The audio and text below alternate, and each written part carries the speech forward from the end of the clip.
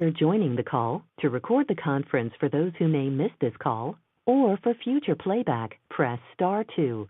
I'll play Vanna. I don't care. She gets more money than I do.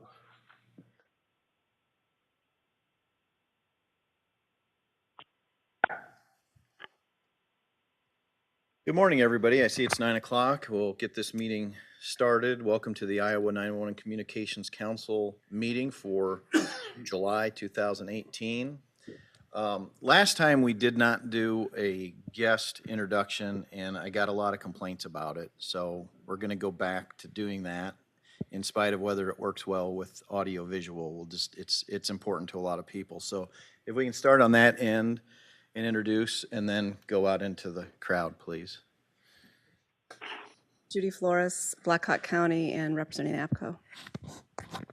Blake Tarushi, Iowa Homeland Security Emergency Management, 911 Program Manager. Tracy Beer, Polk County Emergency Management, Iowa Nina. Jeff Anderson, Marion County Emergency Management, representing Iowa Emergency Management Association. Thank you. Gerard Myers, representing the Iowa Department of Public Safety.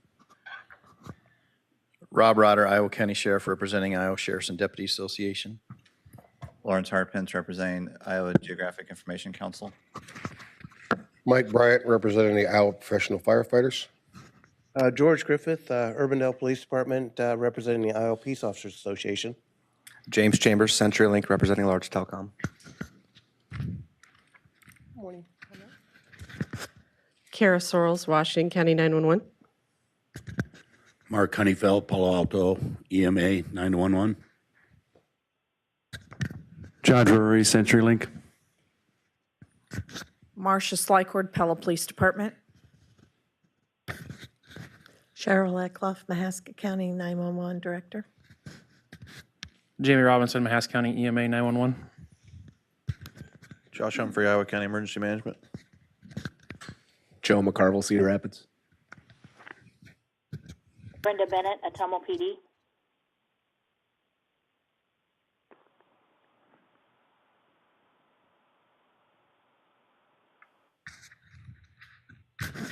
Jason Studi, Pot County 911.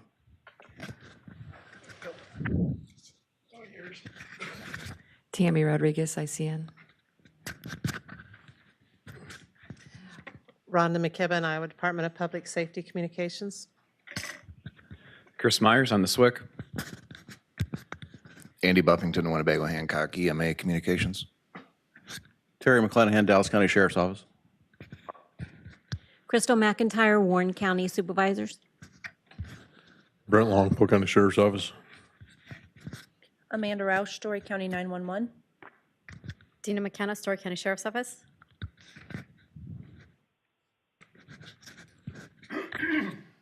Mel Burton, Ringo County EMA 911. Kathy Engel, Iowa Senate Democratic Caucus Staff. Allison Verscheer, Iowa House of Representatives Democratic Caucus Staff. Jensen Connor, Iowa Homeland Security Emergency Management. Mike Becker, Scott Emergency Communication Center. Denise Pavlik, Scott Emergency Communication Center. Thank you, George. And then if we can have introductions from the phone, please.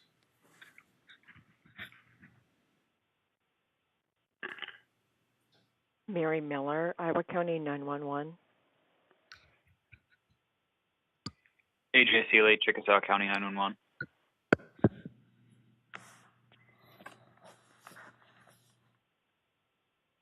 Okay, I'll assume that's all.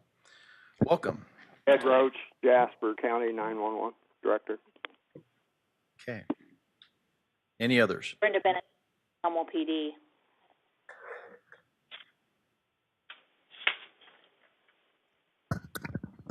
Okay, thank you. If I could entertain a motion to approve our agenda, please.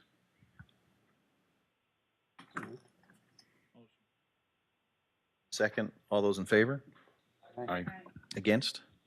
Motion carries. And then likewise for the motion to approve the June 14, 2018 minutes. Second. All those in favor? Aye. Against? Motion carries. Okay. Blake? Hey, Sean, can you pull up the slideshow, please?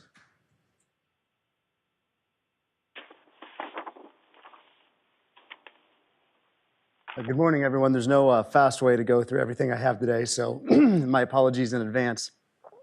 Let's get to some important stuff before we get to the really important stuff. So far, 13 PSAPs have provided their notice of intent or notice of interest for the shared services environment. So that's 13 PSAPs that have submitted the form indicating they're interested in the host remote CPE from Zetron. Going further into the additional shared services and functionality, 2 have requested CAD, 7 recorder, 9 mapping, and 10 EMD. So just to give you a breakdown, again, the first one is scheduled to go live, Hancock County, the beginning of August. And they will be in touch with the additional 13 PSAPs in short order to do more of an intense site visit and get everything squared away for getting those scheduled. Tracy, if you'd start passing that out to the board.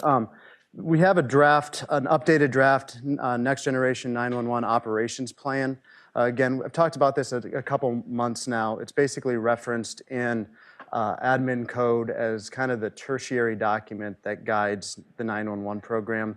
A few folks have already reviewed it from the council. A few general 911 communities, the vendors that are involved have taken a look at it. I'm passing it out to the board today, or the council, so you have a hard copy.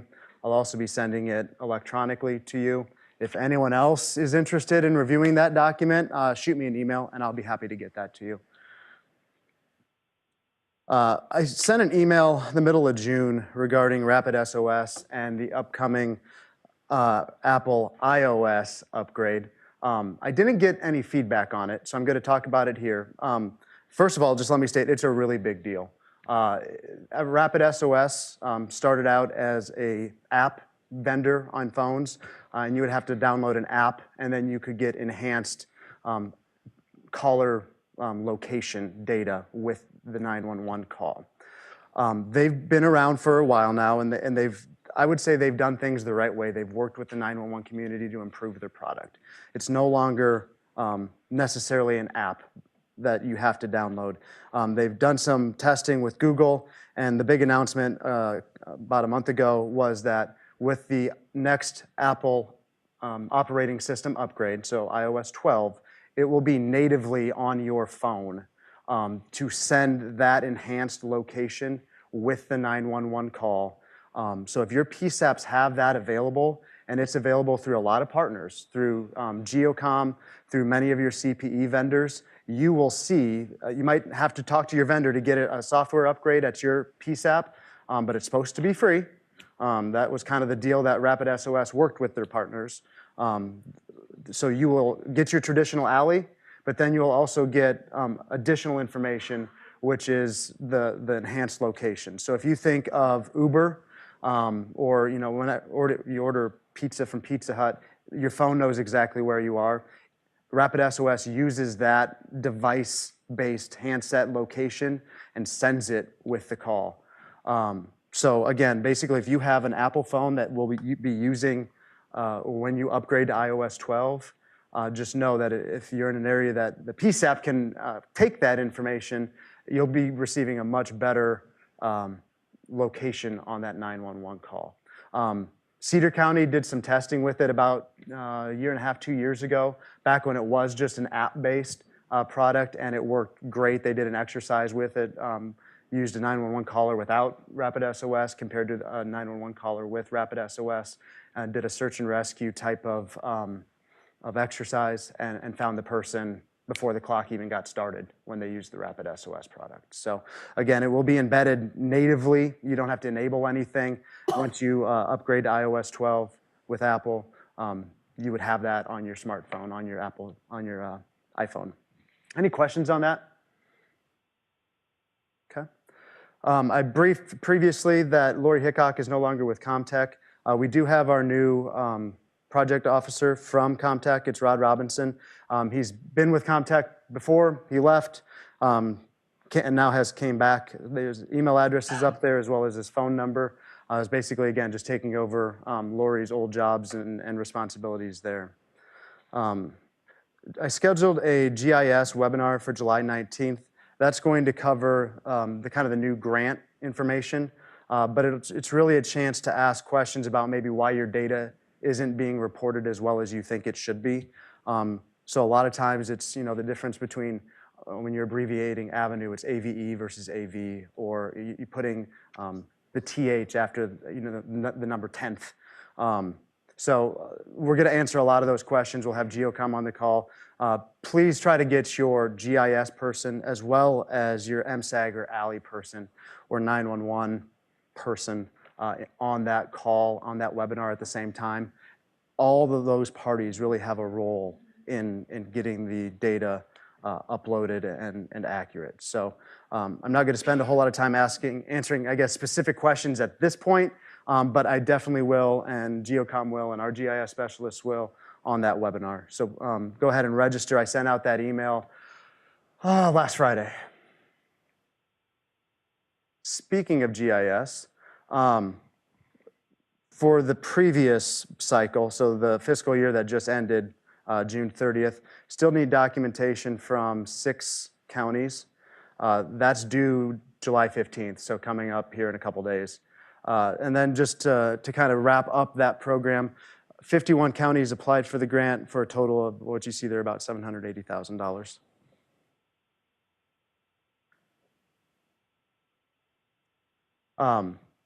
Talked a little bit about the webinar, but just to remind the council, because it did change a little bit based on some feedback, the benchmarks that we went ahead and implemented for this year are 98% data accuracy on GIS, 50% ALI, 50% MSAG. If you remember the last time I presented, I think we had the ALI and MSAG match rates at like 95%.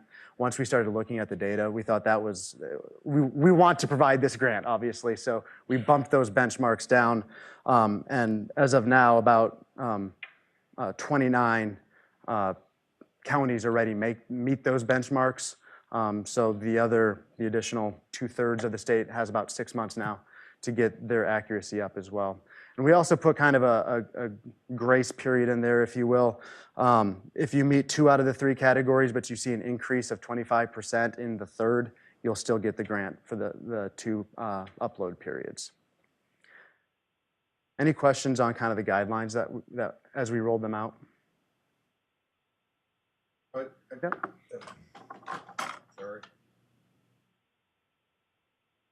I just wanted to back up if I could a second. On the documentation needed from those 6 counties, they're aware? Yes. Okay. Yep. Few emails to them. Yeah, okay. Yep. Thank you. Well, and on that, part of it will come up later as well, but there was some recent conversations I've had with some folks. I ran into what I'm going to say, a few, maybe several. I don't know how widespread, but a lot of the emails coming went to their spam, junk mail, or whatever. I'm sure that's not your fault. That's on the end user, how they have things set up. But I guess I'm always nervous when we say, oh, yeah, they got an email. But, I'm one of them guys, got it. I'll send it back so they know that I got it. I will make a call. Yep, I'll make a call. I'm just nervous that if they're going to miss a 5, 10, whatever this 3-day deadline. Yep.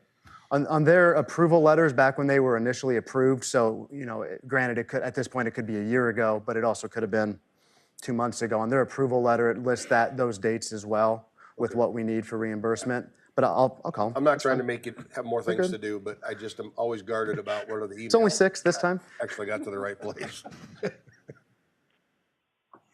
I know there's going to be some discussion on the Travel Public Education and Training Fund, but just as a reminder, it resets now that we're in July. So the full $100,000 is available. We did move that application process online. We have $75,500 to approve. So if those are approved, what remains is $24,500. The initial agenda I sent out had a couple small discrepancies on the dollar amounts. I updated the agenda, and what you see on the screen should be accurate. with the correct dollar amounts. But these are the ones that the council will be approving or at least discussing in just a little bit, but I want to show those to everyone.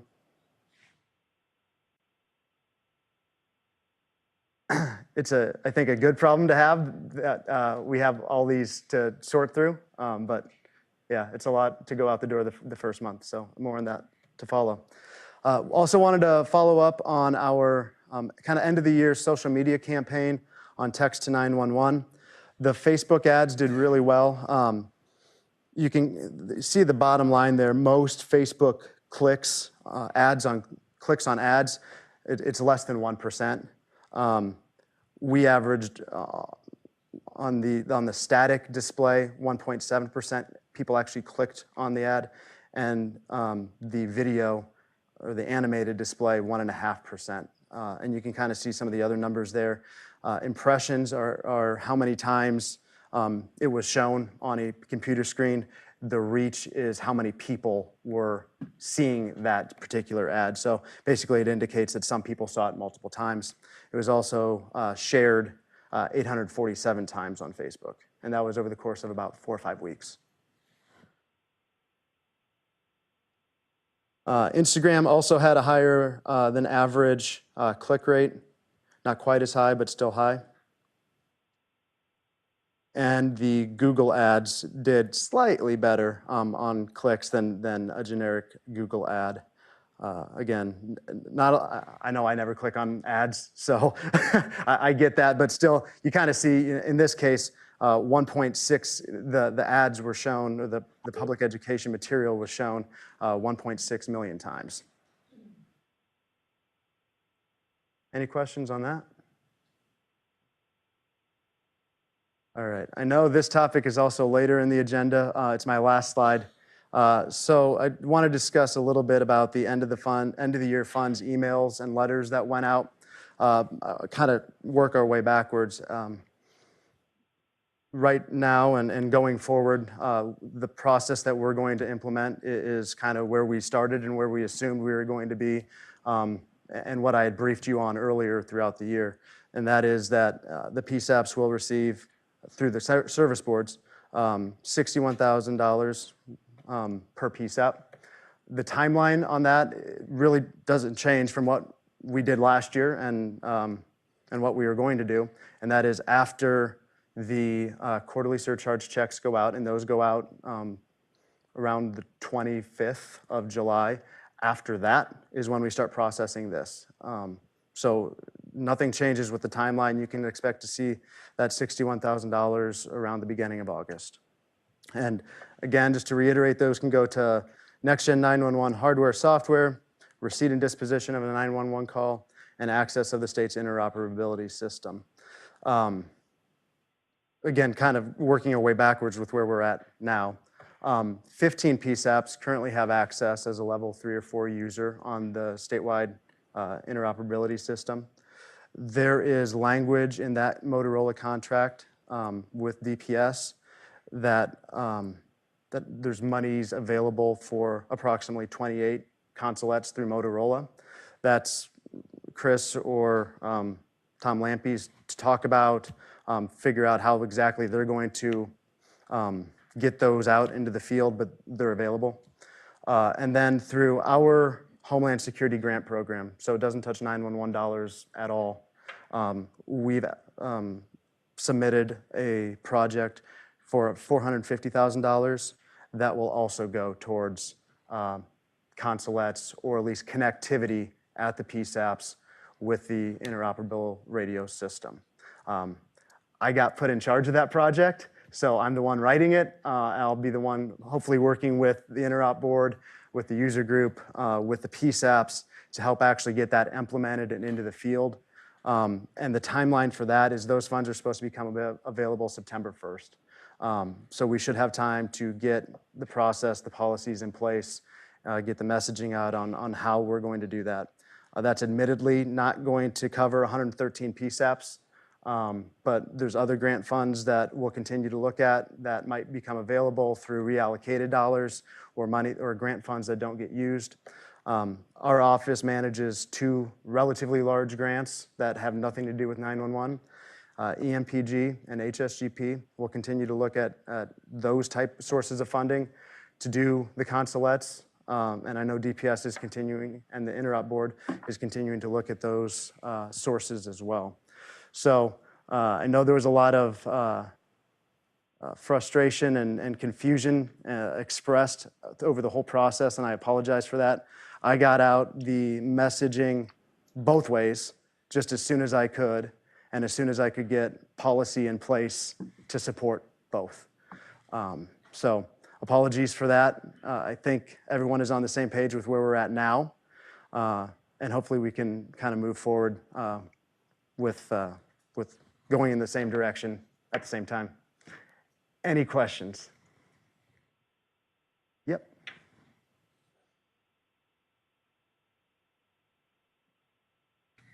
You think by now I've figured this out.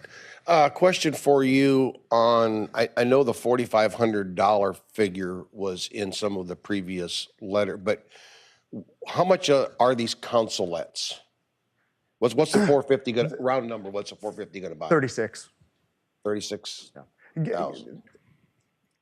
No, okay. It will fund approximately 36 fund 36, okay, PSAPs. I get it, okay. They're around 12,500. Okay, Give all or right, take thank the you. vendor. Yep, thank you. Or even give or take the actual technical solution. Okay, yeah, I mean, I did honestly try to read all of that stuff. It was a little better reading than OSHA regulations, but it's really good to read late at night if you can't sleep. We've estimated the 450,000 in grant funds will fund 36. approximately 36. Thanks.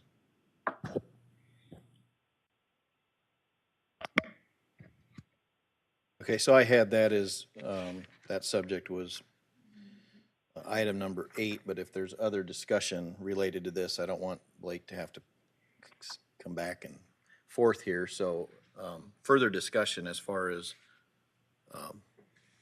what Blake's talking about, now would be a good time to talk about it.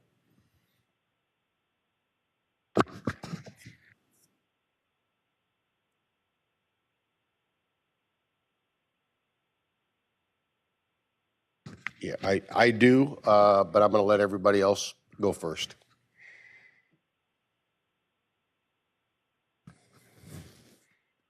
I think it's you.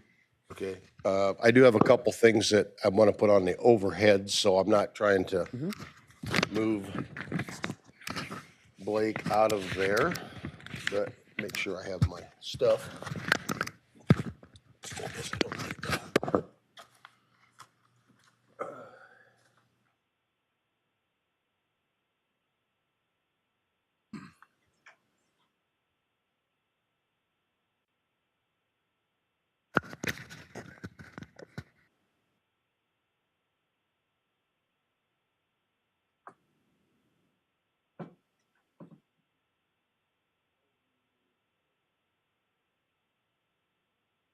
No. Actually, you don't. You're good.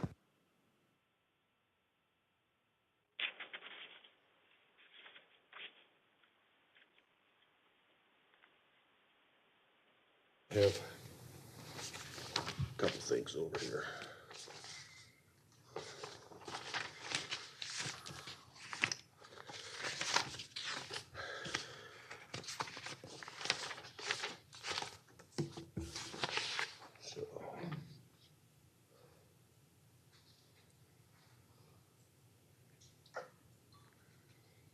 So Sean, what I want to get is to, yeah, there we go, that'll work.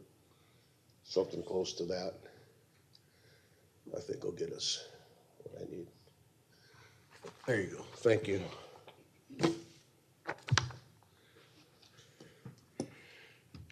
All right, thank you. I know that we usually get done early, so I hope I don't make us too much late.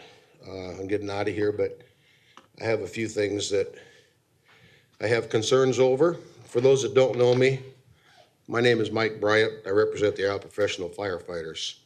I tried to add a little humor in here too, tell you that I'm not all serious, and so bear with me. But as my daughter said at her wedding, when I brought up the speech, oh my God, he wrote it down. I wrote it down too. Trust me, it's better if I write it down than if I try to wing it. If John Benson was here, I know he would attest to that.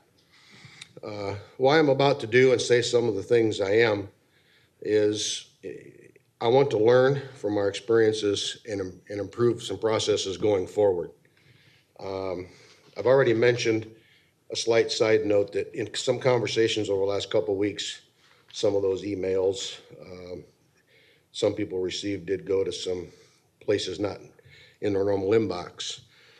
First, I want to thank some people. I want to thank the program manager, Blake. I want to thank my friend Bob Seivert, Sally Hall, Swick Myers, Sheriff Fitzgerald in Story County, Andy Buffington, Sheriff Rotter, Sheriff Slutenhofer in my home county where I was born and raised, Wright County, Chief Sykosh, Amanda Roush, and I know there's some others, but all of you were very giving of your time and available for me because I needed to learn some things, or at least as much as I could. And I want to apologize to John Benson formally. I didn't know he was on vacation. That normally wouldn't bother somebody. And I want to apologize beforehand if I should happen to offend anybody here. And I also want to mention Blake in this area as well. I hope I don't offend you. My friend, I'm not envious to have been in the position you were in. I'm not a smart man, but I've tried to learn this 911 stuff as much as I could. I know I'm not smart, and I have a couple ex-wives that'll confirm that. Like many, I've made decisions quickly that affects the lives of others, like many of you. But when I've had time to try to learn by talking, I try to consider how this affects all people across Iowa, both metropolitan, big, large, and small, and counties, big, large, or medium and small, I'm sorry. Remember, to me, trunks are on elephants and something you store your uncle's service uniforms in. Routers are for woodworking and a path you take in northern Iowa to get from one place to another. Annie and Allie sound like cartoon characters. I'm a dirt farmer and a fireman. For me, I don't understand why we can talk to a man on the moon, but we can't talk across Iowa some days on a cell phone. But the bottom line of my message will be a few buzzwords today. One of those is perception. Like it or not, the perception is a big part, maybe wrongful perception, but nonetheless perception. I have a whole lot of pieces of what happened over the last couple of weeks that really don't fit together well to make a puzzle. They're puzzling to me, but they don't make that puzzle. Now, I know many of you have jobs and you can and can't say certain things. I get it. I had a job once. I don't now. I have the real job. I did so bad at my job, they paid me not to come back. On perception, remember that many people have what I call the Golden Dome syndrome. When you're outside of Des Moines, even if it's not true, many people feel that way. I mean, remember the whole promises with some of the backfilling of some of the property tax restructuring and all of those things. What I want to point to is a couple things in 34A. One is up here, letter H, where it talks about the director, program manager, in consultation with the council. I don't want to debate. Swick Myers and I had a conversation, and there's a lot of throw the bull over the fence some hay, or throw some hay over the fence to the bull that goes on with code writing. Sheriff Rotter and I have talked about how we hate codes and where the parentheses are and where the subparts are. And so, again, not to debate it, I have a better understanding. You know, there's a feeling that where that the program director and the director or commissioner will, you know, consult the council. But rather than to debate that point, whether you agree with that or not, I want to bring up another part in the council, or in the chapter in 34A, particularly, this is under, sorry, get the pages out of order. 3415. Duty, it talks about who's on the council. but particularly number 3. You can all read, but I think this one bears, I'm going to mention, well, you can read it, but the key word to me is the last, or the middle, implementation of this chapter. That's inclusive of the whole chapter. So I'm not going to debate subparts in the previous. And it says, or as deemed necessary by the council. I don't know, somebody, Philadelphia, Denzel Washington, explain it to me like I'm a 6-year-old. I guess, I don't get it. I'm sorry. I am the council. I am the senior member on this council. I have worked for over 20 years to make it like it is on TV. I'm offended. I'm disrespected. I'm hurt. I'm mad. I'm curious. I don't get it. I don't know who it is. I'll probably never know who it was. I can't get a name. Somebody came up with an idea. Somebody forgot to see the forest for the trees. Codes are not clear to start with. Seems like it at the time. I've written contract language all my life, most of my life. It seems so clear when I'm sitting there that day, and later on when the question comes up is how in the world did we interpret this? The danger in amending, it soon becomes a chopped up piece, cookie cuttered. It's a bigger mess and even less clear than it was initially. But the real danger is only looking at part of the code and basing it on that and not looking at all of the code. Somewhere along the way, again, it got lost. We didn't see the forest for the trees, or somebody tried to pull a fast one. I hope it was the first. I really would like to know, in my world, it would be considered going outside the chain of command. It would be disciplined or potentially firing for what happened. Again, going forward, teamwork, perception, transparency, accountability, minimize collateral damage. Representing the Iowa professional firefighters, I need to vote the way they tell me to vote. I update my president continually. I remind him, while our presence is mostly larger in the larger metro and higher populated counties, we do have folks in Red Oak, Oskaloosa, Calhoun County. But it's not about our job. We travel to all parts of the state, hunt, fish, vacation, and so do our families and friends. It's about every citizen, every future citizen, everyone passing through or visiting. We do need to make it like it is on TV. I also tell the professional firefighters, don't mess with the IFA. They outnumber us 9-1. We're only 16,000. And don't mess with the police. They got guns. But like you, I've spent a lifetime at this. Unlike most of you, as I said, I don't have a job. I'm not getting paid to be here. I've taken vacation. I'm spending retirement days. In fact, I've lost pay. I was disciplined.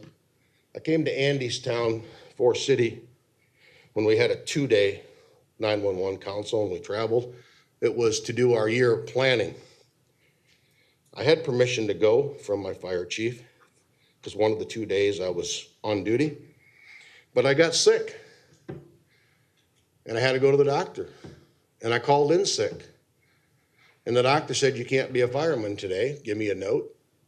Said, you can't wear an SCBA. You can't do your job, but you're not contagious. I lost $500 because I was disciplined. It wasn't worth the fight.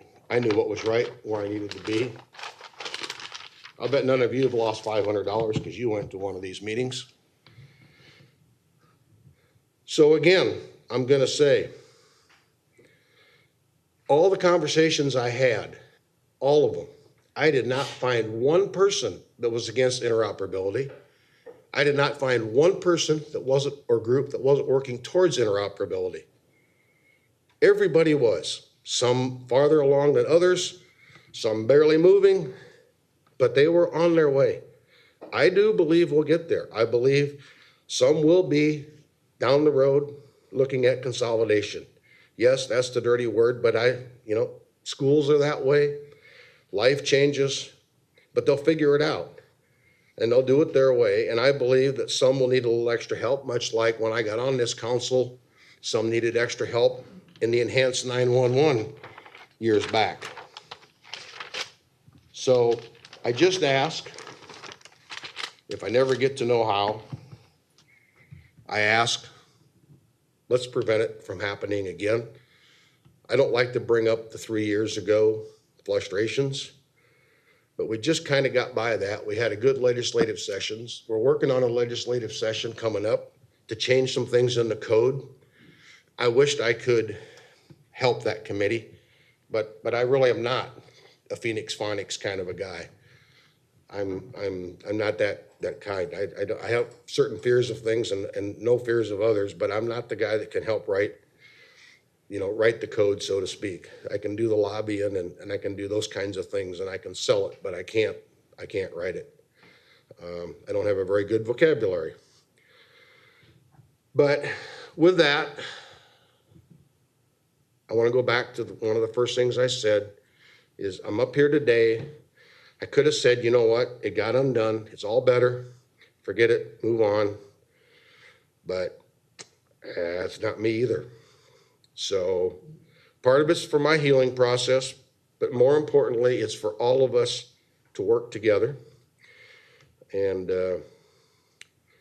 with that, I have a couple other things for you to try to lighten it up a little bit. Always try to get home the same day you left. It's a good goal. Never have 2 consecutive meals in the same tavern on the same day. And third, while the world's a very small place, if you should ever, some of these are my own, by the way. Maybe you heard them someplace else, but if you did, I haven't heard them from somebody else. While the world's a very small place, if you should ever consider walking around it, pack a lot of sandwiches, because it's going to take you a while. And you will find it's not so small. It's a lot bigger than you think. But it's all about perception. And we need to do a better job. We got everybody going the right direction. Mike, before you sit down, I just Yeah. want to say a couple things. First of all, you indicated that you're not able to write code and so forth, but we need you because Iowa NINA has already started talking to our lobbyists to make changes so this doesn't happen again. And whether you can articulate in code, you have ideas that can pinpoint different things that we have missed, because we did miss some things that we could have closed the loophole in this last legislative session.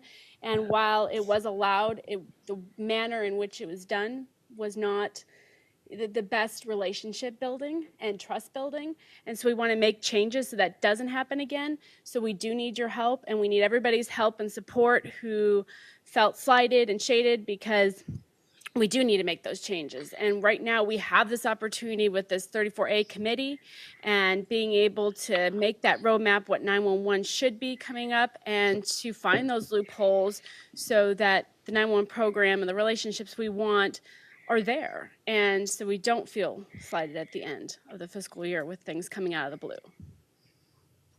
Okay, thank you. And so with that, I don't know it.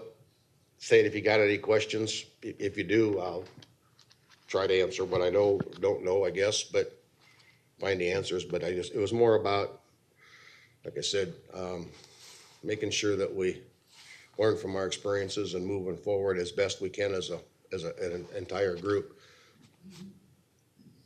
Thanks for your time, folks. Thank you, Mike.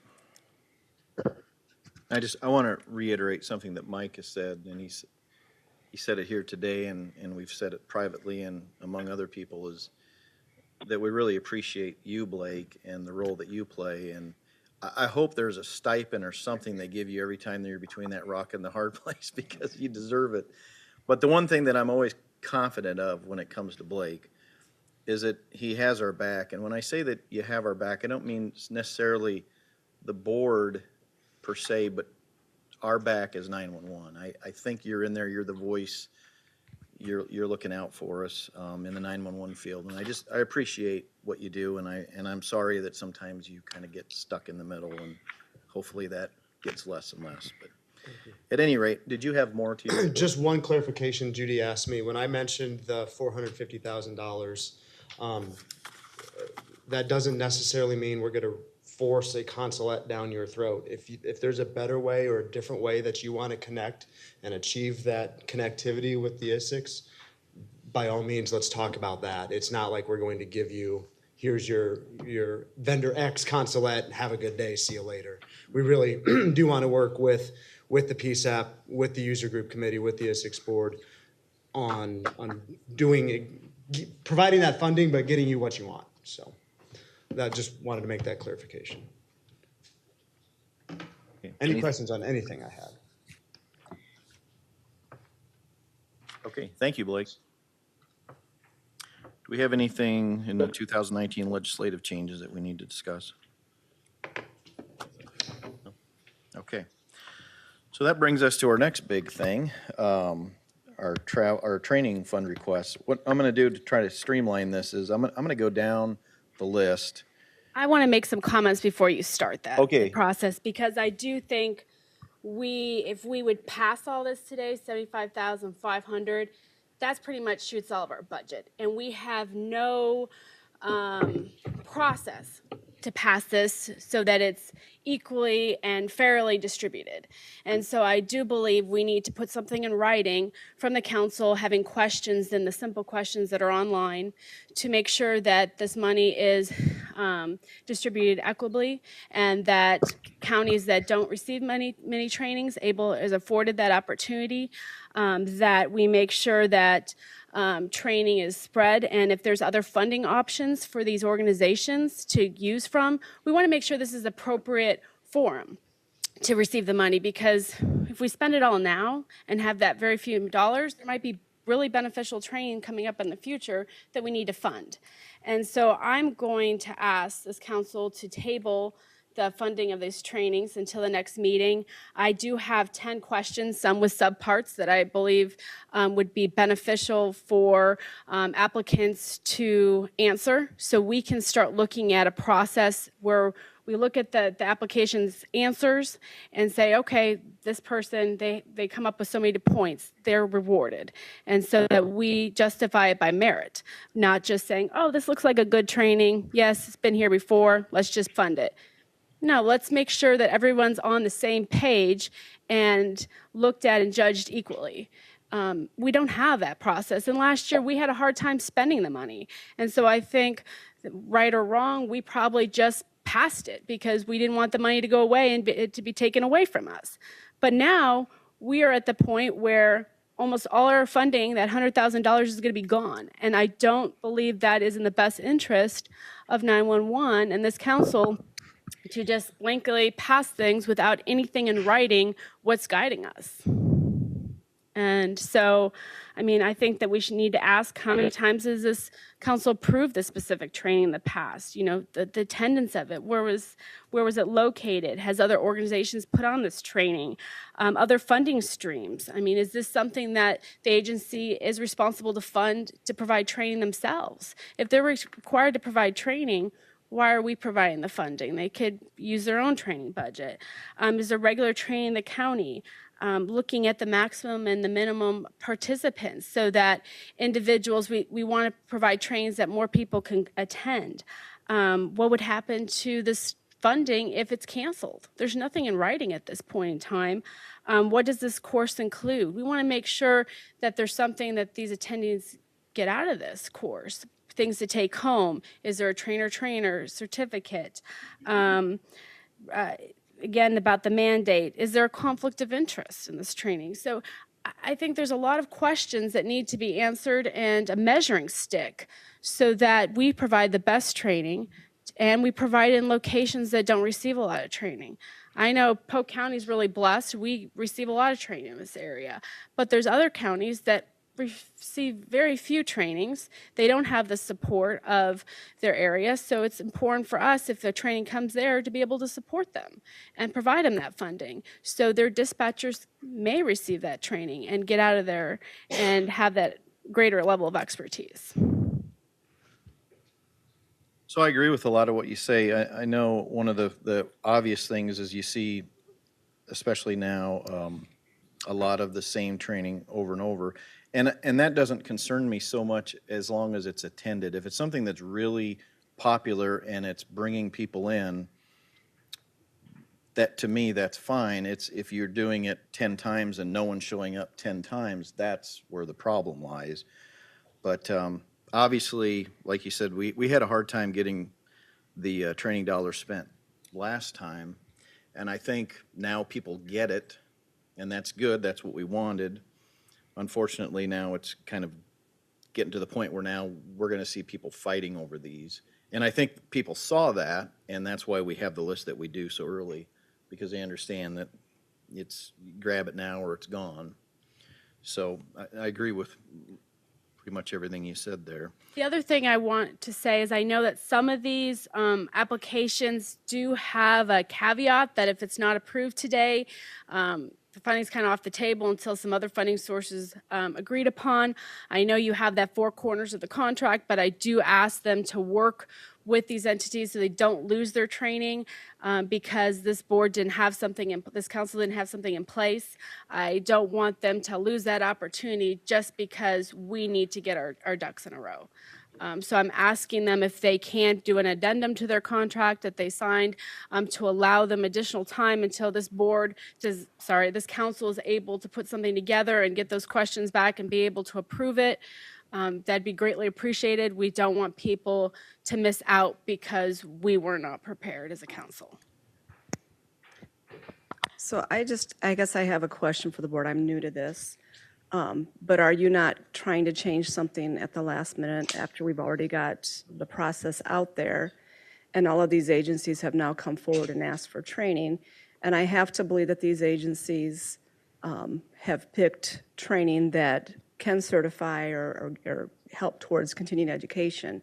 I don't think they're fly-by-night companies that are trying to provide the training. And I think the PSAPs and the managers that plan this are certainly mindful of the type of training that they're trying to provide. But I think if you've already got these requests in, and now at the last minute you're going to change the process, how, I don't want to bring up a sore subject, but how is that any different than what the state just tried to do with the 12,500? I don't know. That's, I guess, just my opinion. So. And I get that. I just don't understand. I guess what I'm looking at when I see all that money that they're asking us to prove, I have nothing to base it on. I have nothing that I'm supposed to look at and benchmark each single one for. I just think that there should be something established. So, I mean, people could vote, say not approve because we don't feel comfortable. I just want to make sure that I don't feel comfortable passing $75,500 in the first month. And I understand that. However, the board has known, as all the PSFs have known, how much money was available for the training, $100,000. That hasn't changed. And so instead of looking at it right now, maybe this should have been looked at prior to this point. Blake, can I speak? Can I address the council? Yes, please, go ahead. Hello, council. My name's Joe McCarville, and my classes are on there several times. You're going to find the Gold Line Success class is on there, and so as everyone communicates, 911 Needs to Connect is on there several times. I want to give you a little bit of history behind that because she had some vetting questions she wants to do, so I'll go ahead and vet for you. I have almost 20 years experience in the state of Iowa. I'm also currently the Iowa APCO president, and I've taught this class several times in the state of Iowa. No dispatcher has paid more than $100 for my class. The cost is very low. You're supporting a local Iowa vendor, and I have followed all rules of the 911 Council to get this money approved. I'm not doing it to get rich. You look at some of the other requests for $10,000, $18,000, $15,000, they're all on there. My requests are very, very low. And my second class that I created also took in mind the people that make up this board: EMA, firefighters, police association, and dispatchers. It's training for the dispatchers by a dispatcher. I've also shown many people the class reviews. There's people in this crowd that have seen me teach. There's people that have had me as their teacher at their agency. And I can tell you that the class reviews that have come back from my classes are phenomenal.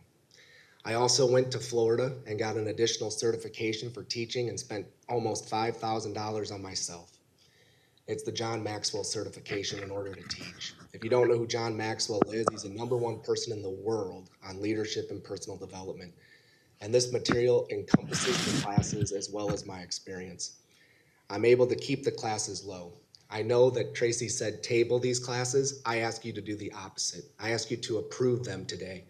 The reason the classes are highly attended that I've had is because I'm able to get the word out on my website, get the word out on the Iowa System calendar, and get emails out, and you get the most bang for your buck when you approve those classes today.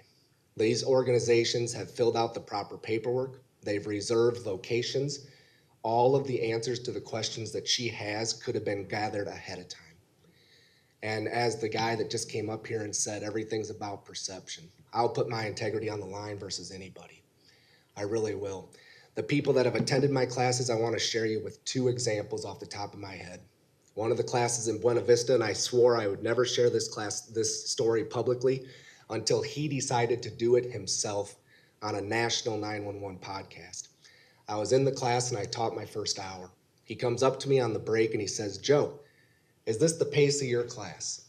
The whole time. And I said, "You bet it is. Why?" I was nervous about that question. I didn't know if it was a good thing or a bad thing. If you've seen me teach, I'm more energetic than I am now. I'm just a little caught off guard by these comments that came up. And he says, "I want to tell you something. I really enjoyed that first hour." He goes, "I'm a military veteran and I struggle with PTSD and I'm struggling to stay in the profession of 911. And I said, "Well, my class does continue at this pace. Is that okay?" And he says, "Absolutely. It's the most I've laughed. It's the most opportunity I've had to understand 911. And it's the most information that's ever been given to me to say that I'm not alone." He's went publicly and said this story because he wanted to, and he did it on his own, but my class helped him do that. That class was funded the first time by the state 911 council. The second thing I want to state is I didn't come to the 911 council and ask for your guys or the money to support these classes before I had proof of concept. I did 4 classes in Iowa on my own. I went to actually 5 because I did 2 in one day at Johnson County, and they were attended by over 125 people.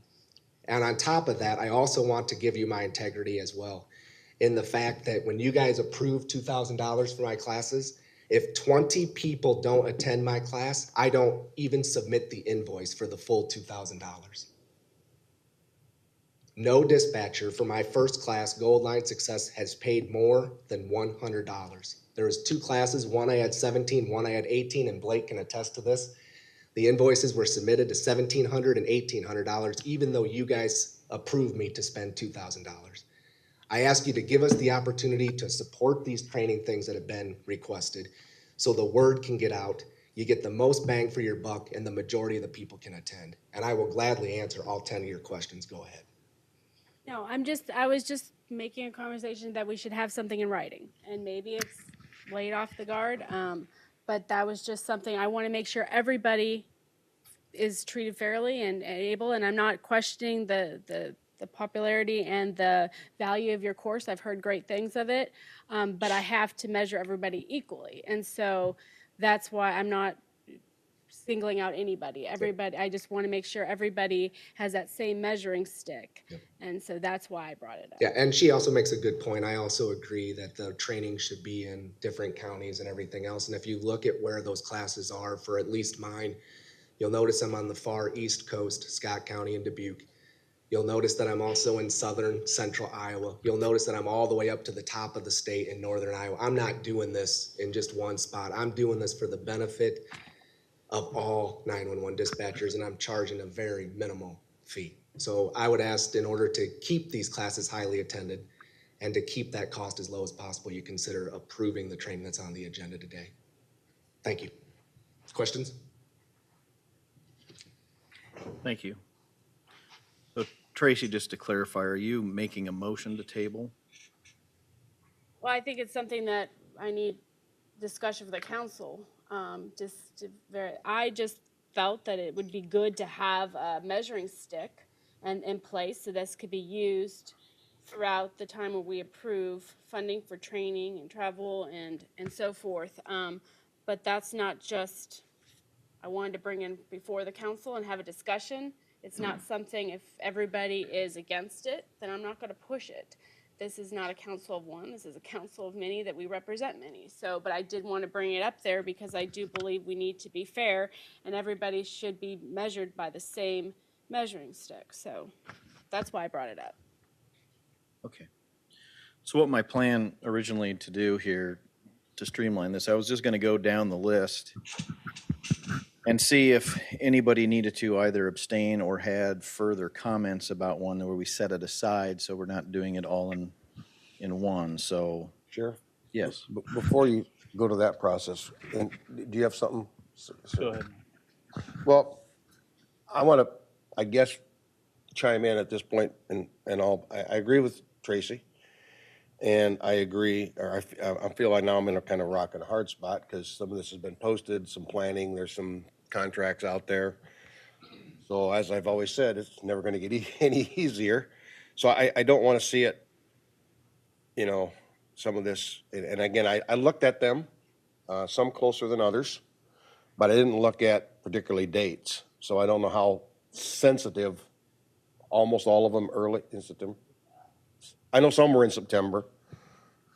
Yeah, I looked quickly, but it, like the earliest were mid-September through October, November. Right. I seen some of those. And so one of my questions might be for Blake, and Joe brought it up. When they have the minimums and maximums, if we approve it, like kind of the broad-based whatever number, and it doesn't come off, obviously they don't get their money. We keep track of that. I mean, if the minimum isn't met. Yeah, and I thought about this as well. A couple different things. You know, if there were to be a formal policy recommendation, whatever, from the council, great. But I also think in my approval letter to the recipient, I can put language in there that says some of those concerns. You know, if you don't meet the minimum, you need to notify me. You have a chance to reschedule it. But if you still can't meet the minimum, then you would no longer be eligible to receive those funds. But that's just my thought process. Well, Certainly looking for your guys' advice. Yeah, and I have some of the same concerns of Tracy of spending. The first thing that jumped out at me is, well, we're going to spend 3/4 of it the first month. We got 11 months to go. I looked at it. I know Nina has one in there. APCO doesn't for fall. Then we got Nina spring and fall, and we, for $2,000, $3,000, $4,000, $5,000, we reach 100 people. So it's a lot of people that we reach. Again, I'm not saying Joe's class ain't great, but you know, again, bang for the buck. I had some questions on the one, and maybe it's a typo, but on the DPS one, it talked about $18,000. The invoice was $9,000 a day for 2 days, but then the bottom line said $16,000. Sorry, I'm a numbers guy. Finance, organizational management was my thing. But I don't know if that was a prepaid or a discount or the typo or. Time out. Two different things. Is it training? No, I think it was. Training or DPS? I think it was a DPS one. Okay. And I think he's on the call. I thought he was going to be. Well, maybe we could address them as we go through them, if there are Right. questions for each one. I just, if I could, Mike, I'd like to make a brief comment. It'll be rather limited, and I have a limited amount of expertise on this. I would just state that looking at some of these jurisdictions and some of the plans that have already been put forward with the vendor, we've been approving these things this last fiscal year. I would state that it'd be my opinion that if we're going to change the procedures or the protocols for which any of these agencies make application to the council for money, that we make, I know this sounds like we're kicking the can, but make that at a later date. Maybe we make that we should have made that probably a few months ago for FY19, so that everybody in the game knows what the expectations are and what the specifications are that this council would evaluate those on. I concur with Tracy in the regard that we don't always have a lot of information about these, certainly the attendance and so forth. But it would be my recommendation to make a motion to the council that we not change the rules in the middle of the game. Rather, we consider each of these on their own merits as the chair goes through them, and that as a council, we discuss changing the application procedures, for a lack of a better term, in the months to come, if that would be acceptable. Thank you. Okay. So it almost seems like it'd be a motion to do nothing, so I don't know that we really need a motion. The one I thing think there should be a motion that we begin this process for the next fiscal year. So that's what I was just going to say here is, while I agree with everything that Tracy says, timing is the problem. And I'm going to look in my crystal ball and I'm going to give you a prediction that I think is going to be true. I think in the July 2019 meeting, if we haven't made some rules, we're going to be looking at a list in July 19 that overcomes the $100,000. And those rules are going to be very important at that time.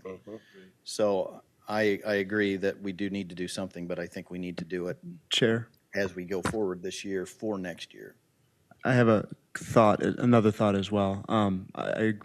All of this stuff I've definitely thought about as well, and again, looking for everyone's advice.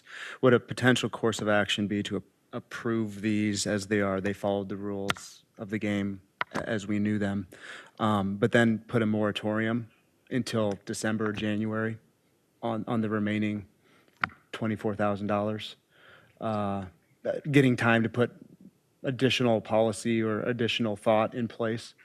And then once that is available, that kind of spreads things out a little bit, so we're not done next month.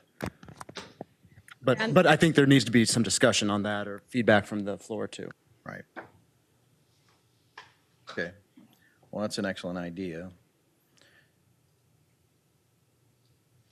Anybody has such a motion that I'll make the moratorium until motion. January is that what you said? I make the motion to have a moratorium to January 2019 on all approval of training funding and travel expenses until this council can put up together questions and a standard that must be met to kind of as a benchmark to approve the training and the travel expenses. I'll second. I would like to ask the maker of, sorry. I had it on and I turned it off. I think I'd figure it out. I'd like to ask the maker if she'd consider a friendly change of her motion. I agree with the January, but if we happen to come up with, here's my point, if we happen to come up with the rules in October, why not open it up? So say that until January 1st, or unless the council prior comes up with a set of rules, whatever. I concur with that. Well, I would have one concern with that is that now we're changing something else, and so now people who are putting in for those applications are, what deadline are they shooting for? Are they shooting for, because we're going to have to put out some rules and people are going to have time to digest those rules. And if that date is sliding down the calendar, that might make it a little difficult. That'd be my only concern. And is this motion ahead of what the intent was to go through these and approve these and then put the moratorium on? Or are you not approving any? If I'm understanding it right, we would still go through what we have today, and then the moratorium is after would take place. today. All right, thank you. I think that, I think we should, instead of put a moratorium, we should just go ahead and just go through this year. And then we have this year to kind of decide what we want to do with next year. Does that make sense? Because you're going to spend the money one way or the other. And if they have to wait till next year to get their training or to find some other sources. We're in the middle of the year, though. The issue I'm seeing is that next time, if we don't have a moratorium, to give us time, we're going to have to make decisions for other applications based on rules that are in place today that might not be serving us well. And then if we have the moratorium, we have a benchmark whether our rules did what they needed to do. And if they didn't, then we can change them and revise them to make them better for the next fiscal year. So we have kind of a testing zone there.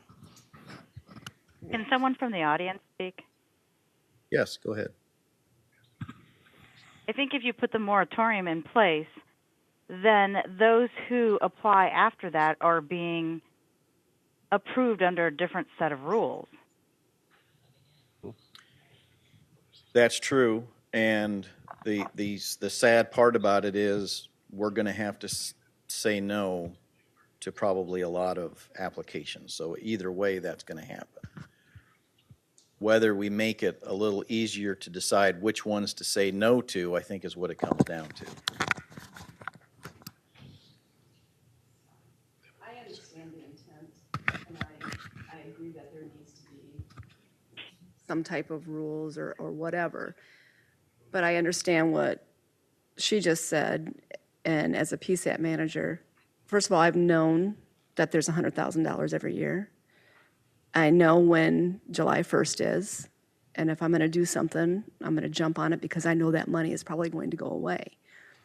So I guess I would recommend that let's just let it go this year. I agree with you, and that we work on rules, work on policies, whatever, for the next year so that every PSAP in the state of Iowa is playing by the same rules. With that, of course, understanding that there's going to be no's. And there'll be no's this year, there'll be no's next year. And $100,000 only goes so far. right. And I think we all understand that. We're reasonable enough to understand that if we didn't get our application in time, we're not going to get granted the money.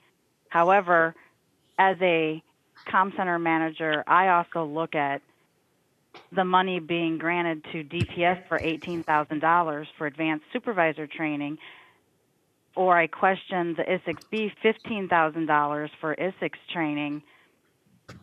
How is that benefiting my frontline people who are taking the emergency calls?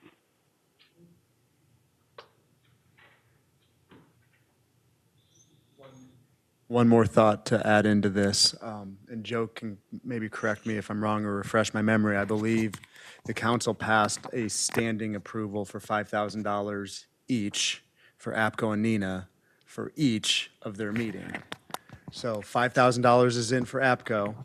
That leaves $15,000 for the remainder of the year for the two associations. Blake, that was when the $100,000 started getting more requested, and you are correct. And you guys would have to go back. I was in the crowd and check the exact motion.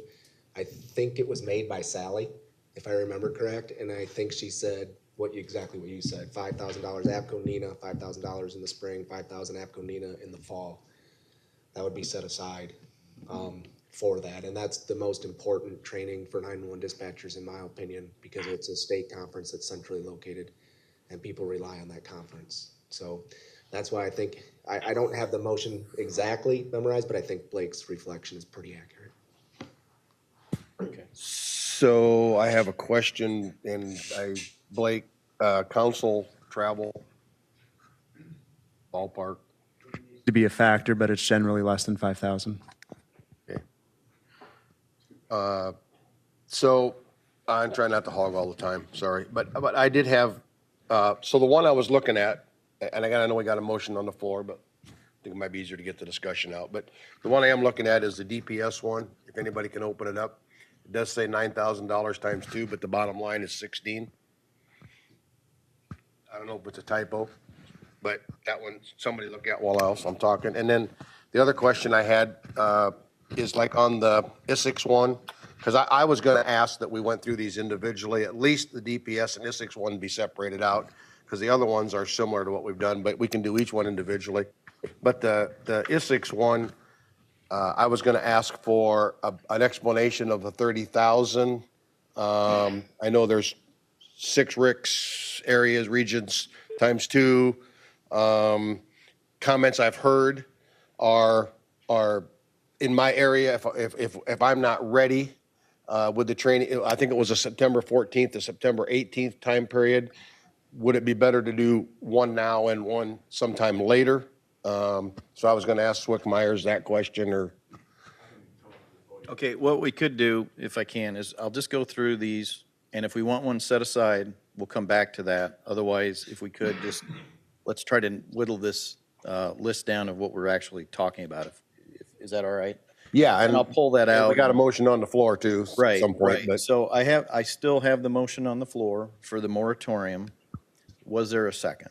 yes. Yes, sir. Okay. Any more discussion on that motion? Okay. All those in favor? Okay, let's start down there. Okay. Aye. Aye. Aye.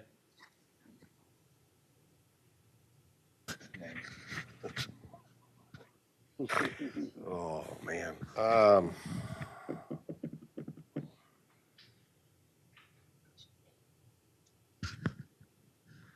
Aye. I have to vote no. Aye. If I have it right, it's a 5-3 in favor. I mean, I think the reality of it is, if you take the 75 and add 15 for APCO and Nina, there's 90 and 5 for the travel group. I think the answer is no from now on anyway, if we approve all these. I think Not sure we that's- are, but I'm just saying, I think we might have just that's- passed a motion that really isn't going to end up being, we're already at the word no. I think that's the reality, is that we're going to be out of money either way. Yeah. Okay. All right, so that motion passes. So I'll ask, is there anyone that wants Wapello set aside? APCO conference. DPS. I would like that one. Okay. Scott County. Winnebago. Essex B. I would like that one as well. Dubuque. Ringgold. And then Ringgold again. Scott. Davis. And then in Iowa County, we'll have to set that aside. I'll have to abstain from that one. So I would entertain a motion to approve the training funds requested by Wapello, APCO, DPS, Scott, Winnebago, Dubuque, the two from Ringgold, Scott, and Davis. Not DPS. Or I'm sorry, not DPS. Forget DPS, but Scott and Davis.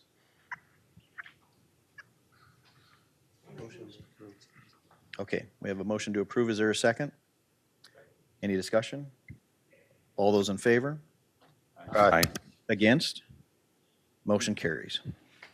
If we can just, I'm just going to abstain again from Iowa County. So moved. Is there a second? Second. All those in favor? Aye. Against? Motion carries. Okay. So back to DPS. So my first question was just the number thing. Again, it might be a typo, but they asked for 18, says 9,000, 2 days, and then the bottom line is 16,000. I don't know if that means they've prepaid 2,000. I don't know if that means somebody typed it in wrong. I don't know. So I don't know if there's somebody from DPS that can help me understand. It should be. I mean, do you have what Blake sent out? I don't know the date of that.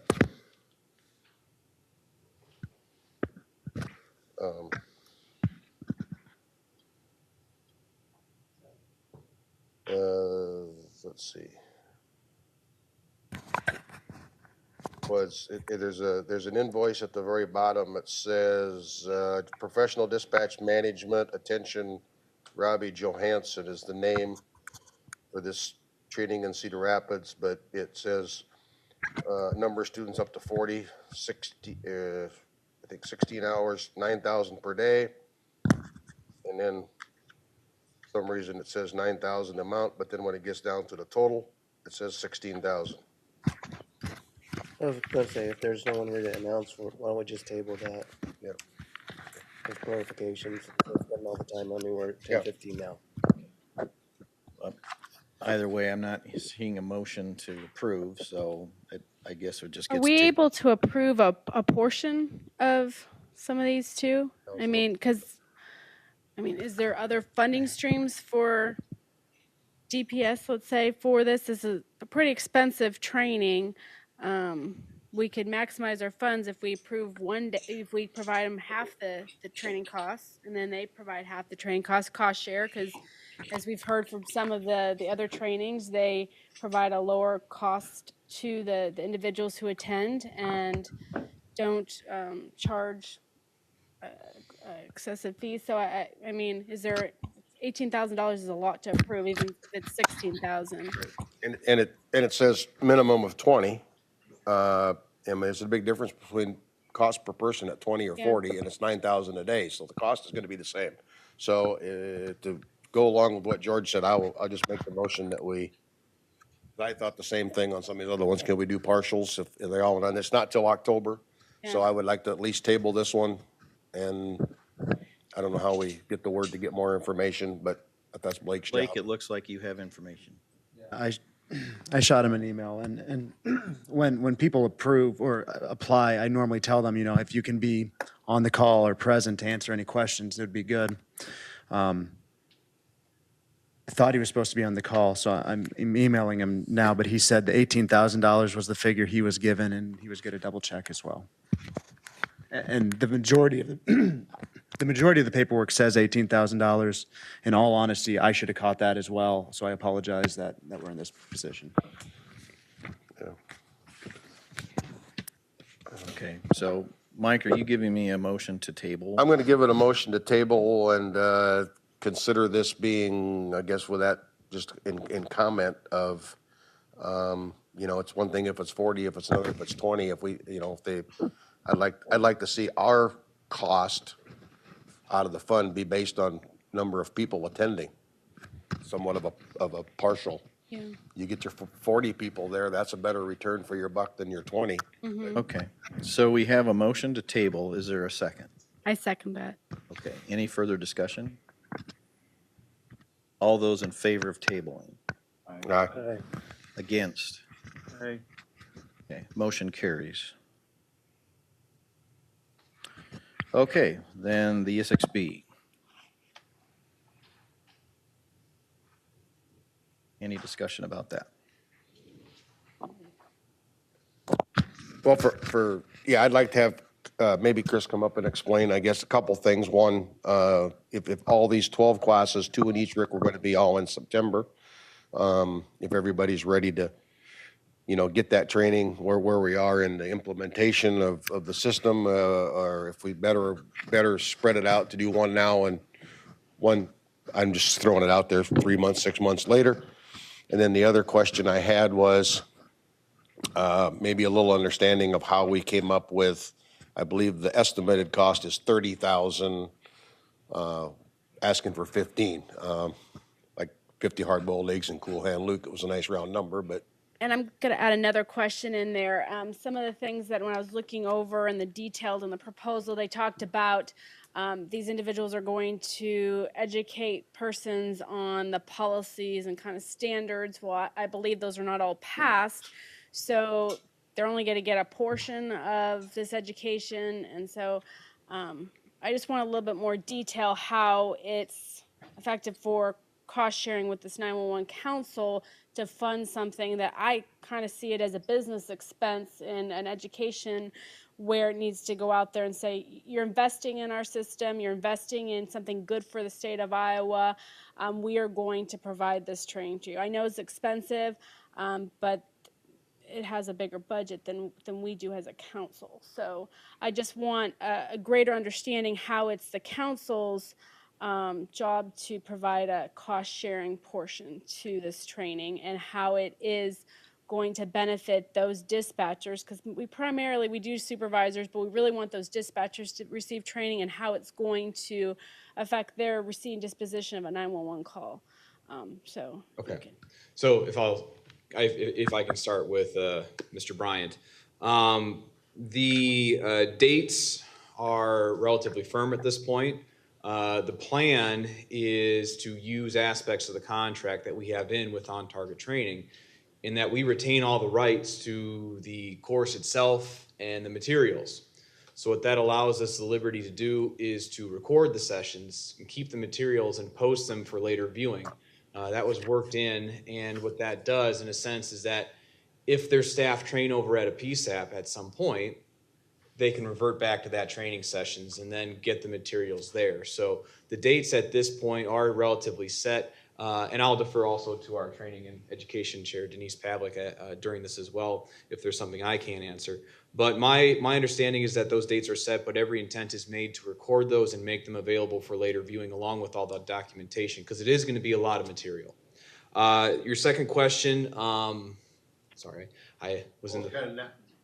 2 in every RIC now, or 1 now, 1 later? So it would probably cost us less to do the training up front initially.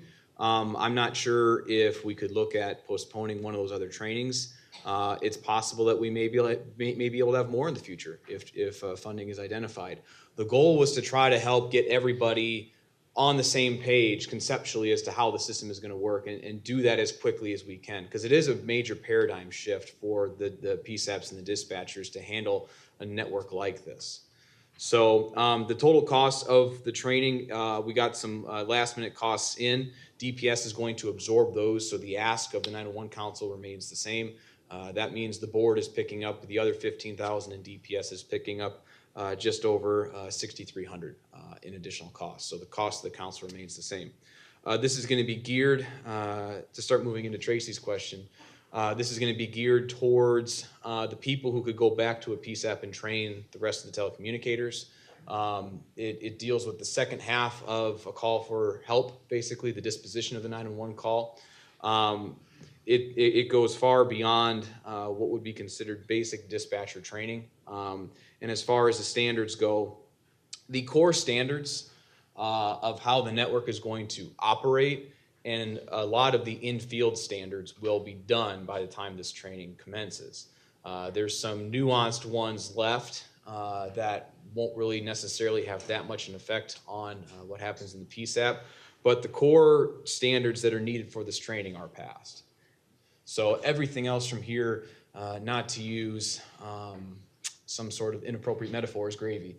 So, and with that, I can defer to Chair Pavlik as well if she has anything to add. No, thank you. Okay. I would just add from my perspective, because I happen to sit on the training committee of the ISICS board. A lot of times that's been in the past because of our training funds. This was actually done the right way. This proposal came from the training committee. It was bantered about for a long time. It was discussed, tweaked, got to the point where they were comfortable with even asking the question. I'm not debating the merits of the training. I just want to kind of go on the record and say it was done the right way. Okay. Any further questions for Mike? Okay. Okay. So I would entertain a motion to approve the ISICS-B grant request. I'd move to approve. Have a second. Okay, all those in favor? Aye. Aye. Against? Motion carries. Okay, very good. Anything under technical advisory from the board or the floor? No? Nothing? Okay. And then Chris, I know you just sat down, but, okay.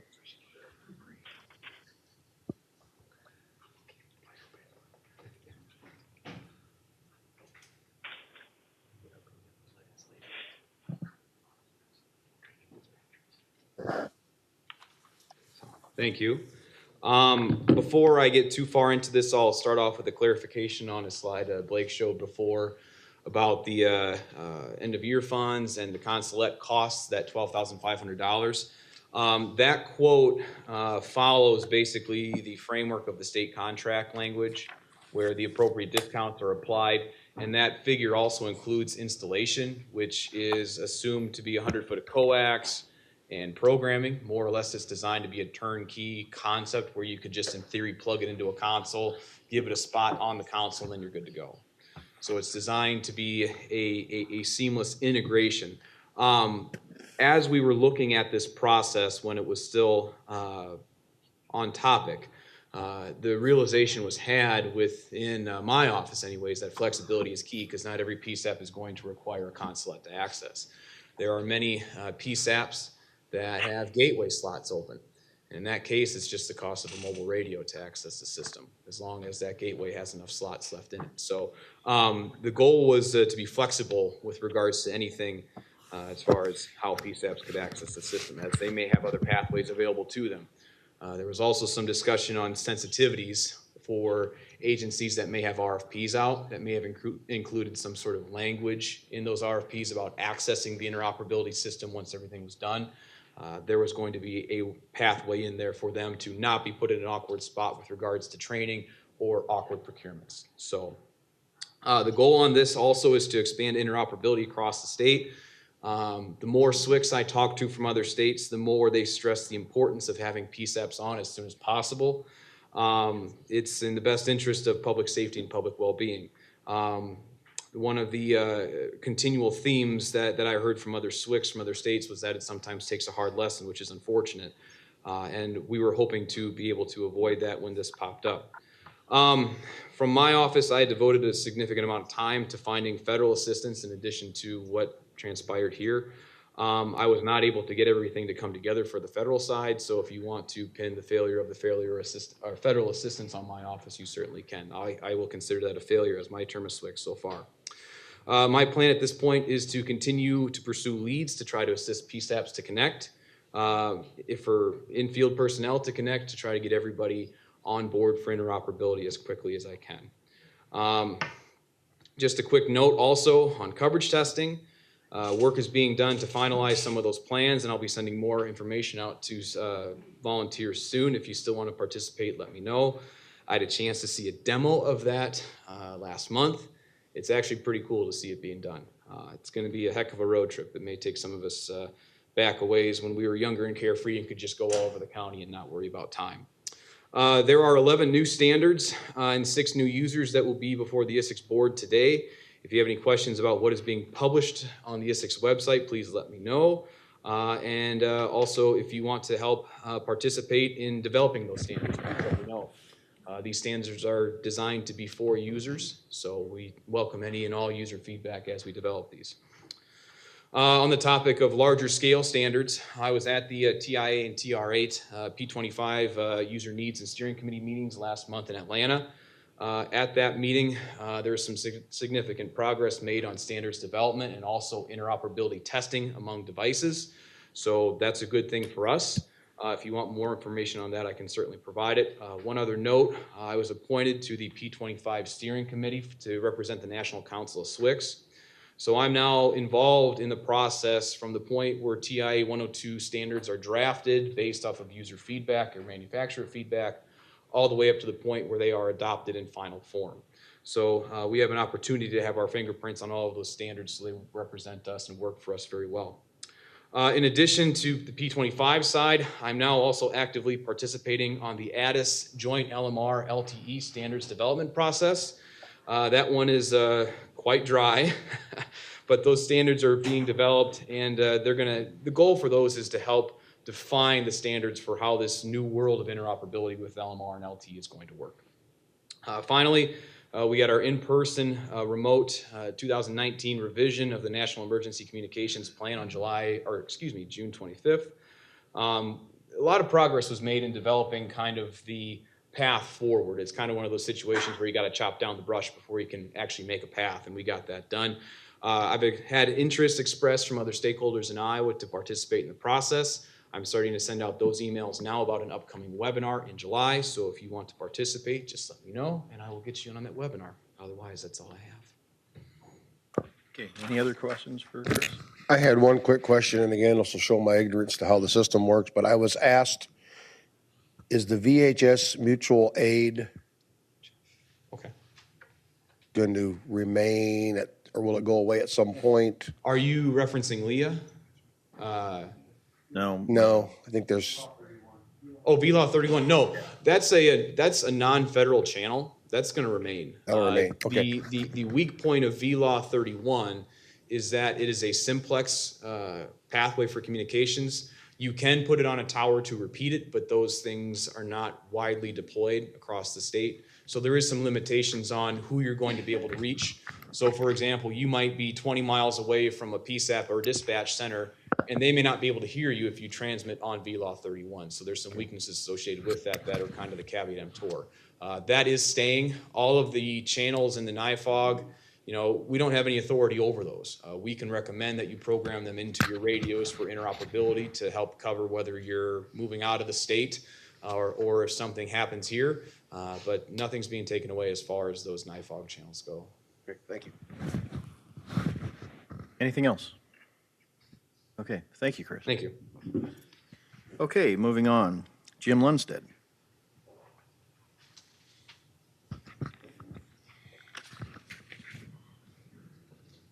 Good morning. I'll make this very, very brief. Just wanted to give you a very quick update on two topics. The Department of Homeland Security Science and Technology Directorate, which operates a program called the Homeland Security Advanced Research Projects Agency, think DARPA, but on the civilian side, awarded a contract last year to a company to develop a technology transfer to help deny or overcome telephone denial of service attacks. TDOS has been briefed to this group several times. It's a threat. It happens now almost weekly in the U.S. A company has developed a concept that has been tested both in premise equipment, cloud-based call handling solutions, as well as a 911 center and a major financial institution to test the proof of concept. There is progress being made, and the lead message in this is we're getting a little bit of traction against spoofing. That's good news, but it's not immediate news. It's progress. The other thing I want to at least highlight for you is people often ask me about, we promote GETS and WPS as a tool. How do we know it works? We put a couple of sensors in place before the Super Bowl 52 parade in Philadelphia to monitor active calls on voice over LTE on 2 customer networks. In a 3-hour period, we saw a 100% call completion on people who are originating calls with WPS. Commercially available, or in other words, what we call public access, that availability declined from 58% to 41% over the 10 to 12 p.m. The message is, if you don't have WPS and your community is impacted in a disaster or an emergency, it's too late to plan. We can prove it works. We know from last year's hurricanes it works, but we can't put it in after the fact. It's just not fast enough. I've been involved in a couple of quick rollouts. A couple of days lead time is not a bad thing. Planned events are easy. Responses are hard. So if you don't know anything about that, talk to Chris, talk to me. We'll give you more details. That's the short snapshot. Any questions for me? Thank you. Thank you. Okay. Tracy, do you have any updates on the 34A committee?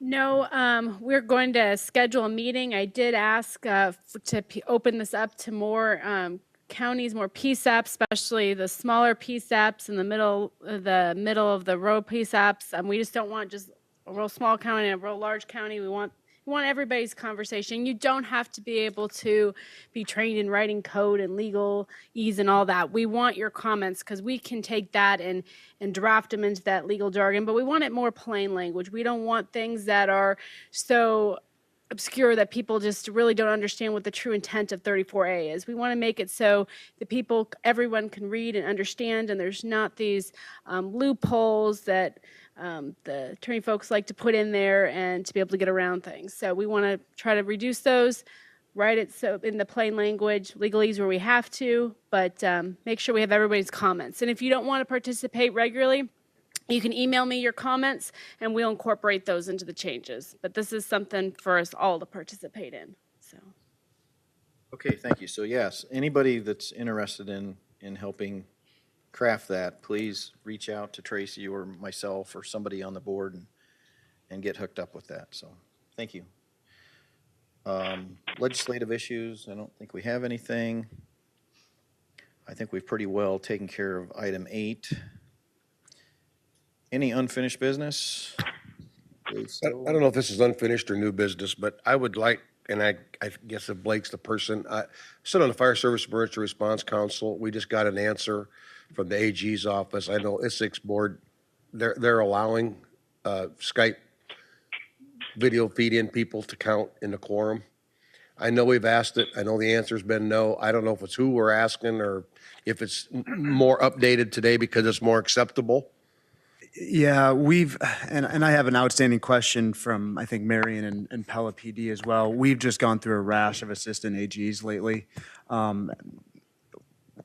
Once a new one gets assigned, I'll ask again. It's been a year and a half, 2 years since we last asked. I think we've had 3 AGs since then. Yeah, So. I mean, I think it's best to be here in person and live. Weather, obviously, in the winter makes a difference, but I don't want to end up without a quorum, with a bunch of us coming. And then I think we should look at if it is approved, I think we should look at the bylaws that, face-to-face attendance is needed at least so many times, but it's an allowable thing for some minimal number of times. Okay, thanks, Mike. Anything else? New business? Just had it really doesn't affect the 911 Communications Council overall, but my association has said that I can continue to represent the Iowa Peace Officers Association, but I am retiring from the Urbandale Police Department effective tomorrow. Oh, wow. And Congratulations. thank you. So I'm kind of like a Mike. They're booting me out of the door, but they're also making me a separate position. So when I'm coming back next time, I won't be wearing a gun. I just want to let you guys know that. Congratulations. Okay. Do we have any travel requests? I don't believe we do. Okay. Any business from the floor? Any business on the phone? Okay. Could I entertain a motion to adjourn? So moved. Do we have a second? Second. All those in favor? And we're adjourned. Thank you.